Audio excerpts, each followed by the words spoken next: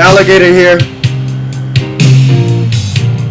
Joey Reyes, my good friend from Hawaii, he was in my band over there. He's moved back there now. He turned me on to this song sometime in the mid 70s or late 70s or something. I guess the band is called Journey. I've heard that name around a lot, but people are often surprised about me. I don't follow music. I never had a record collection. I bought 3 records from the time I was about 13 until 20. One Fats Domino record, Wes Montgomery, and I even forget who the third person was. I didn't buy another record till many years later. I bought one Jimi Hendrix record. And that's it. I bought 4 records in my whole life. I just don't follow music. But anyway, Joey Reyes turned me on to this song, this Journey.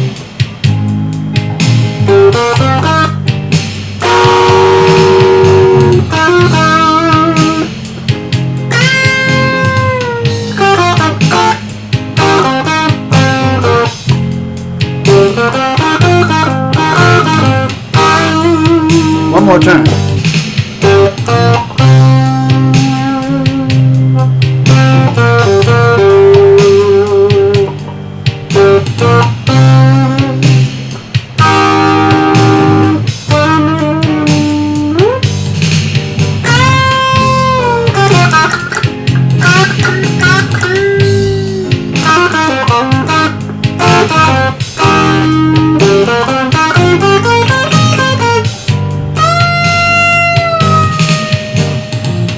In my lonely feeling, to my darkest dream, I go through days as I wonder, always wondering, disbelieving, am I the master of my soul? Am I? I hope so.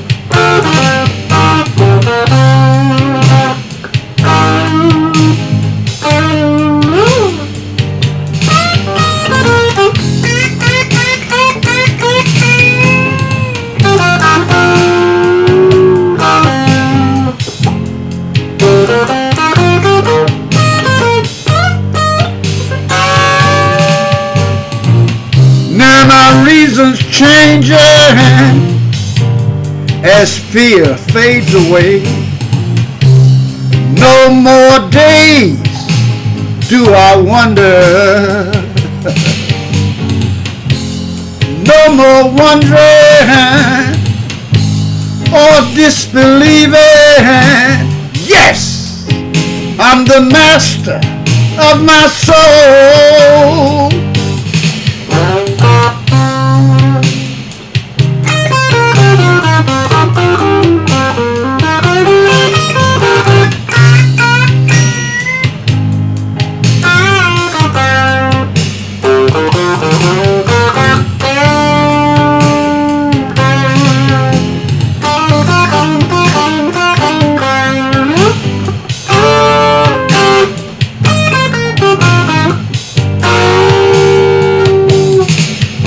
Journey, Alligator style. Well, here we are once again. I'm asking you to do me a favor. Like I keep saying, it doesn't cost you anything. It only takes a moment, but it means the world to me. So if you could just take a moment to do this for me, I would really appreciate it. Hit the subscription button and the like button and help me to keep things rolling here. Okay? I will see you soon. Alligator, this is Alligator in Alignment, and I am Alligator. In this world we living in, with everything is so divided, you can't tell what's true and what's not, and everybody's running around like chickens with their head cut off. I'm going to give you one thing that we will all agree on, no matter what side of the aisle you're on or anything else, okay?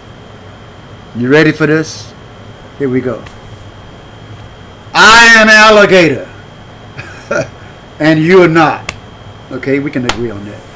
Anyway, I been staying out of all of this stuff, all of the Charlie Kirk stuff and all that stuff, but I'm going to address all of this very briefly in this thing here. When I first heard that this guy had been killed, my first reaction was I condemned it 100%. That's what I do. I don't care about sides of the aisle with certain things. That doesn't matter. This man lost his life regardless to whether I agreed with some of this stuff he said or not. That has nothing to do with it. My sympathies went out immediately to his wife and his children. These children shouldn't have to grow up without their father because some idiot decided to go overboard with whatever was whacking around through his mind. And I'm like that, and those of you who know me know that I try real hard. I'm very vigilant on myself about being fair about things. I call a side out. I don't care if the right is accused of something, and I fact check it and find out that the opinion of those that I know are wrong. I call it out. If the left is accused of something and I fact check it, I call that out. It just seems that I seem to be calling out one side almost 4 times as many as the other one, but that's because of fact checking. Like our president said, if he does any debates or anything, he will do it only on the condition that there's no fact checkers. Why would you want that? Okay, I guess we can figure that out. But anyway, today, like I said, I've been I see the Charlie Kirk thing and the Jimmy Kimmel thing. They all bound up together, and I had not really heard Jimmy Kimmel's dialogue, and I wanted to, because I keep hearing that he said such horrific things about Charlie Kirk, that today I spent almost an hour going from one source to another one to find out what his dialogue was that he actually said. And after a while, I just was exasperated. I just gave up. Because every place I looked, they had the same dialogue. And I'm looking for that. He said horrific things about Charlie Kirk. And I'm looking for it in the dialogue. And excuse me, maybe I'm interpreting this wrong. I'm really honest about this. Maybe I'm missing something. But I didn't see it. I didn't see him say something horrific about Charlie Kirk. He just pointed out things about Donald Trump. And he did say that the right wing were trying to score political points by saying he was on this side or that side. Here's the deal. When that first thing came out, I pointed out the fact that they both were doing that. I said the left is already trying to say he's the other side, and the other side is already trying to say that he's left. And if this thing has just happened and I'm right here with them, I know one thing: there has been no evidence of anything. So when they say that he said that and that there was a false or whatever, they both were doing it. They both were doing it. But anyway, I looked in his dialogue for something horrific about Charlie Kirk, and I couldn't find it. So if you guys know anything about that, please let me know. He said stuff about Donald Trump. And when he showed the video of Donald Trump being asked how was he holding up with Charlie Kirk, and he made a little short thing and then went off about his bill and stuff. That's comedy. What American president has not had that stuff? Ask George Bush about it. Ask Bill Clinton. Ask Obama. Ask Joe Biden. Comedians do that. But it's the authoritarian direction that we're headed in this country. Right now, if you say something about someone and all you do is use their own words, people want to cancel. That's one of the main tools of authoritarianism is that kind of control. But anyway, I did watch a lot of the UN speeches, and I watched most of it really, and our president just got up and just embarrassed. I could say embarrassed America. But I don't think he really embarrassed America because he didn't embarrass me. He embarrassed himself. As an American president, he embarrassed the country. Yeah, yes, I'll say that. Because all of those people in the UN, they know the same thing that a lot of us know. There's one side of the aisle who knows it, but choose to do signifying monkey, hear no evil, see no evil, speak no evil.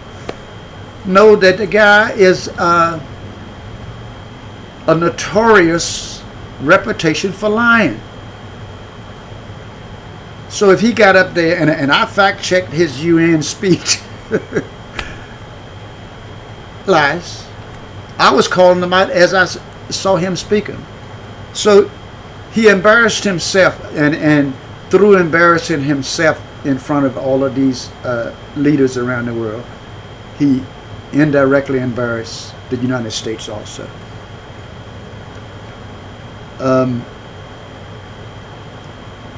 It baffles me, even for his most strongest followers, the MAGA people they're called. I don't understand how someone who has a reputation, and had a reputation long before he got into politics, of lying and cheating. Go back and look at his career and you will see, yes, and discrimination. Why would people follow someone like that and know his reputation is that they have, the fact checkers caught him 30,570 sometimes in 4 years lying. That's more than 21 times every day. And none of them are hearsay. They're all documented. He won't sue the fact checkers. You know why? Because if he gets in court and he says, I didn't say that, they're going to simply say, roll the tape. Here it is, him saying it at his rallies, at interviews, press conferences, roll the tape. Roll the Truth Social post. So he can rail against people saying things against him, but he will never sue the fact checkers. And you people on both sides of the aisle should use that valuable tool we have called fact checking. The fact checkers don't get sued because they have nothing but the facts. But anyway, enough of that. I looked at the Jimmy Kimmel thing, and unfortunately, until today, I had only heard people talk about the thing. I hadn't really listened to his actual dialogue.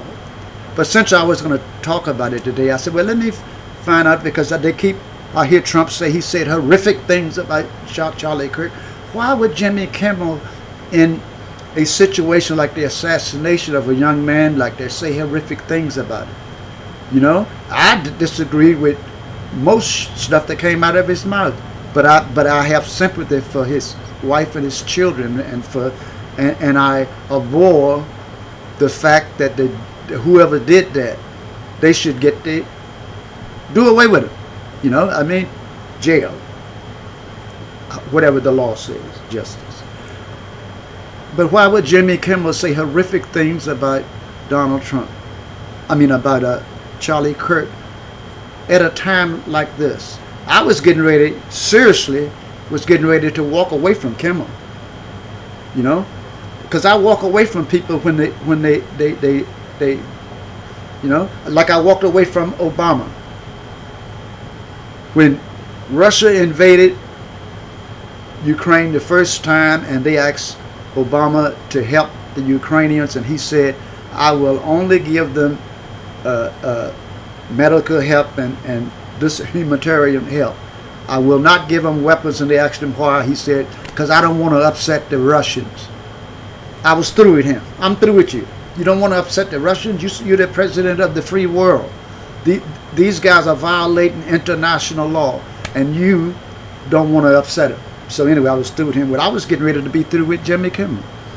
But I looked everywhere, and I read the same dialogue from a dozen different news outlets, and I couldn't find anywhere that he said something horrific about Charlie Kirk.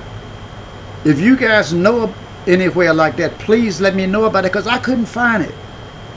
He said things about Donald Trump. He didn't say anything about Charlie Kirk.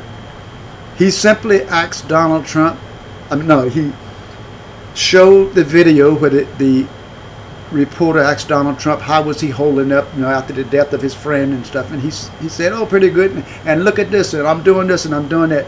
And Kimmel made a joke about it because it was funny. When I saw that on television, and I laughed. I said, he asked him a question about Charlie Kirk, and he's talking about his big ballroom, and I laughed. And when I read Kimmel's dialogue, which I just read today, I'm being honest with you, I just read it. He made a joke about it, because it was, and that is what he got in trouble for. The whole thing about him saying something horrific about Charlie Kirk is a lie. He didn't say he said that's how you he was talking about Trump when he says that's how you grieve for a goldfish. He wasn't calling Charlie Kirk a goldfish. He was saying that's how you, but anyway, you can interpret it any way you want. But I didn't see this big horrific thing about Charlie Kirk and stuff. And whenever we all know that the biggest part of fascism and totalitarianism and that whole deal, dictatorship, is you must be able to control the minds of the people. You can't have free press. You gotta have some way of suppressing speech. We're getting it here. Now, sometimes we make all of these distractions that are going on. And another thing that I'm going to tell people right now, and I've been so right about this guy since he came down the escalator, and I voted for him the first time.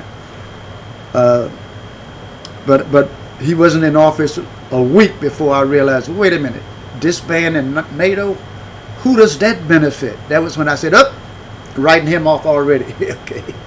And since then, it's just been one thing after another, and I haven't agreed with him on anything. But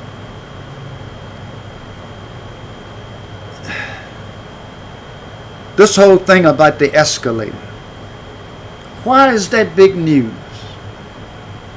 Excuse me, but I'm sure there's many of you out here who are going to agree with what I say about this. I've been using the escalators for years. I can't even remember how many years now. And I'll say a conservative number, because I don't have all of that in my head. Why would I? But at least a dozen times in my life, I've had that happen to me. And more than a dozen times, I've gone to the escalator and it wasn't moving at all. But now I know I'm Alligator. I'm not a big politician or a billionaire or a big star, but a lot of people know me. I'm fairly well known. And a lot of those stores that I went into where the escalator either stopped when I was riding it or wasn't going at all, I realize now they did it because of me. That's it. Now, how many of you people out there have had that happen to you? I'm sure I would put money on it. Many of you have gone in where escalators stopped or they weren't working. But now we know that it's all a conspiracy. It's all a conspiracy. If they don't like you, they go in that store, they shut the elevator down. Well, even though that's happened to me many times, and now I know they did it on purpose. But that still doesn't bother me. You know why? I walk up and down steps every day, you know. And when the escalator stops or doesn't work, I don't go home. I walk up the steps. But anyway, I guess, you know, things get turned upside down in certain worlds. So anyway, enough of this.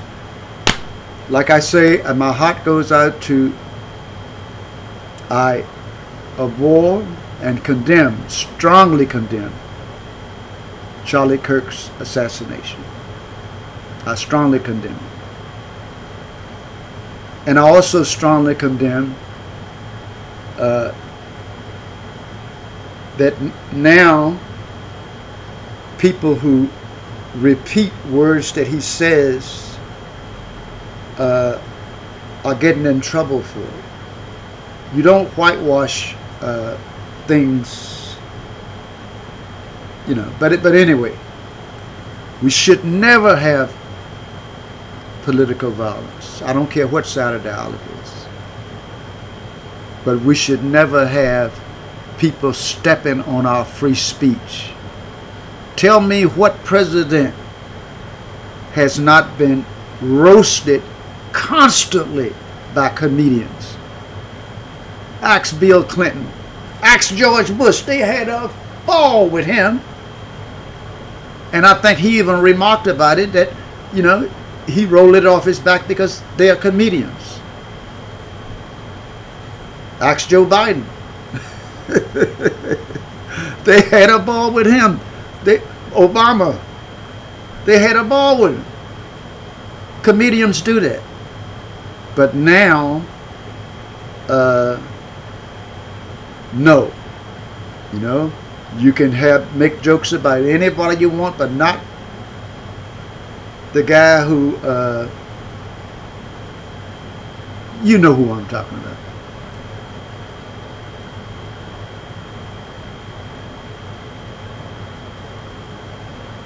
The main ingredient in authoritarianism, dictatorship, you must control the minds of the people. And in order to control the minds of the people, you can't have free media. All of those places have state-run media. You can't have free media because people are gonna get the truth. You can't sit there and lie. Because in a free media, there's going to be programs calling you out all the time on that. This administration wants to stifle any opposition. Any opposition. As Jesse Waters says, bomb the UN. Come on. Did Jimmy Kimmel say anything as horrible as euthanize, throw the homeless in prisons, or just euthanize them, just kill them? This guy gets hardly any throwback for that. But anyway, we know how it works, okay? This is Alligator in Alignment. Enough of this. I've had my say. And those of you who can find this horrific thing that Jimmy Kimmel said about Charlie Kirk is, which is the line of one side of the aisle. Please send it to me, text me, get a hold of me, leave a comment or something, because I really want to read what that horrific stuff was. This is Alligator in Alignment. Every second Friday of the month, I'm at Elroy's Bonton Lighthouse Smokehouse. No, I always get it wrong. After all this time, I still do. Bonton Elroy's Lighthouse Smokehouse in Monterey, 794 Lighthouse Avenue. From 7 to 10, I'm there with my fiddle, with my Cajun Zydeco accordion, with my guitar, with my mandolin, and whatever else I might do. Okay? So come on down and have wonderful food. Wonderful food. That is one of the attractions to Bonton Elroy's Lighthouse Smokehouse, is the cuisine there. Absolutely wonderful. And the portions you get, you will not leave there hungry. Do you hear me? This is Alligator in Alignment saying happy trails. I'll see you soon.